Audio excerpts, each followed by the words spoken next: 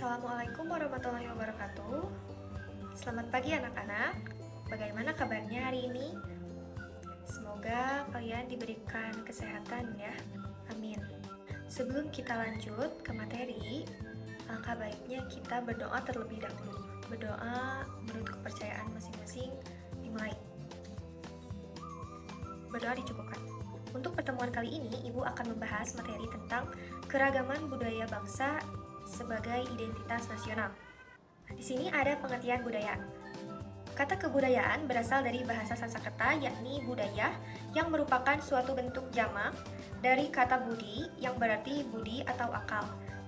Kebudayaan tersebut diartikan sebagai hal-hal yang bersangkutan dengan budi atau akal. Nah, di sini ada beberapa pengertian kebudayaan menurut para ahli.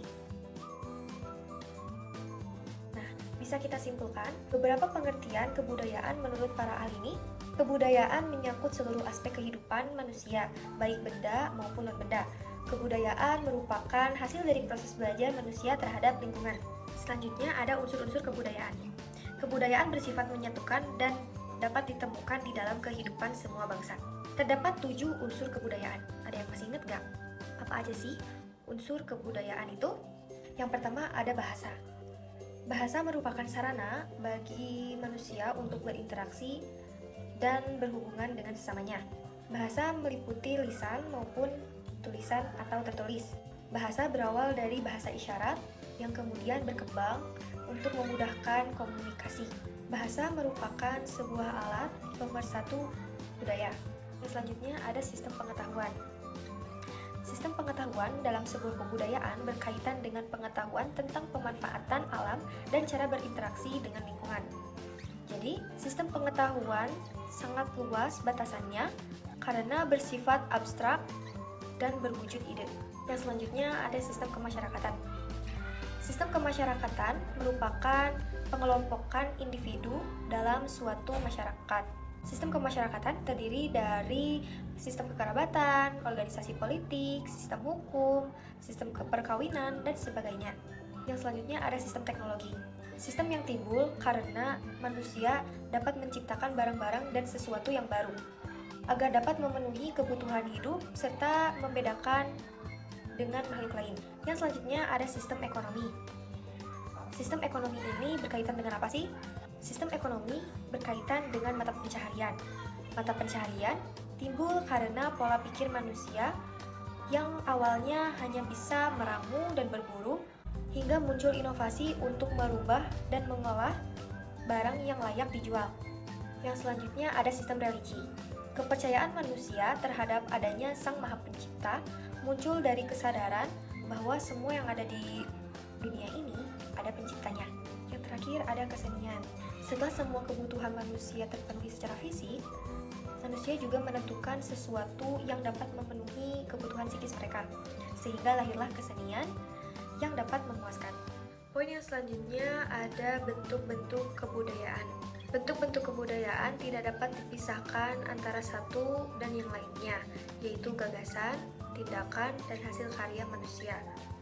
Gagasan adalah sebuah wujud kebudayaan ideal yang bersifat abstrak, tidak dapat diraba atau disentuh.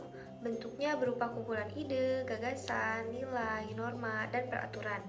Gagasan berada di dalam pikiran masyarakat.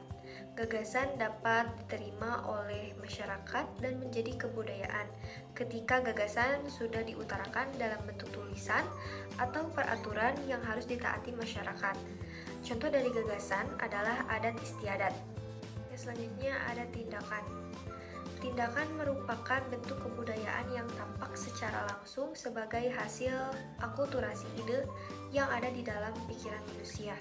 Wujud ini sering pula disebut dengan sistem sosial yang terdiri dari aktivitas-aktivitas manusia yang saling berinteraksi berdasarkan adat tata kelakuan.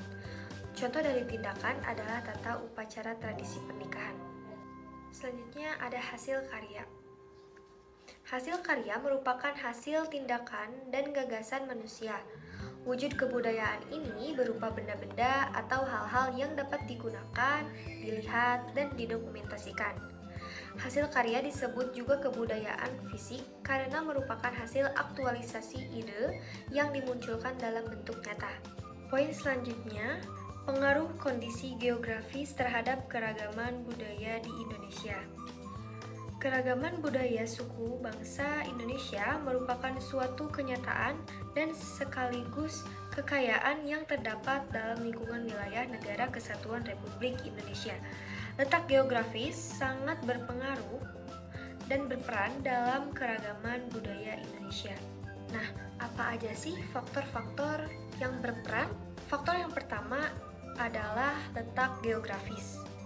Letak geografis adalah letak suatu wilayah sesuai dengan kondisi wilayah sebenarnya di permukaan bumi.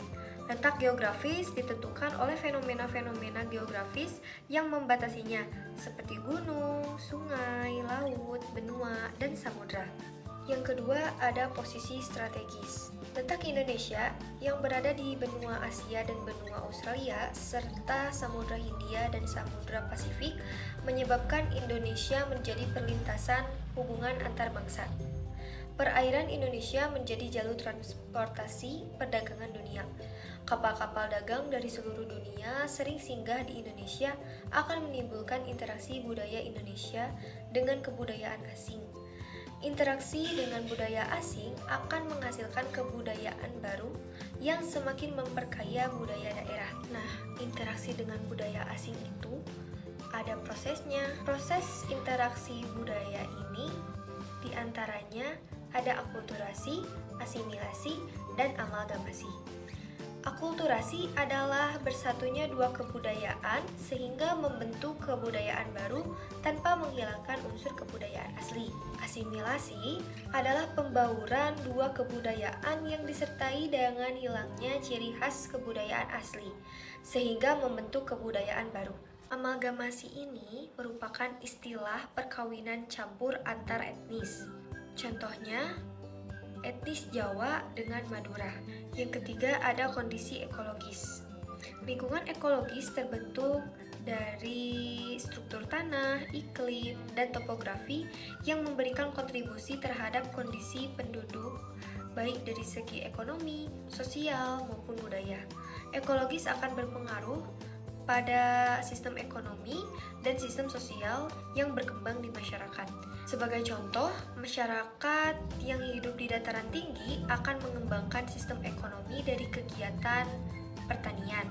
Masyarakat di sana akan menanam tanaman yang mampu beradaptasi dengan lingkungan di dataran tinggi. Kita sudah banyak memahami tentang keragaman budaya bangsa sebagai identitas nasional. Mari kita akhiri saja pembelajaran hari ini. Semoga apa yang Ibu sampaikan dapat diterima oleh anak-anak. Mohon maaf jika ada kesalahan dalam Ibu menyampaikan materi kali ini. Sampai jumpa di pertemuan selanjutnya. Assalamualaikum warahmatullahi wabarakatuh.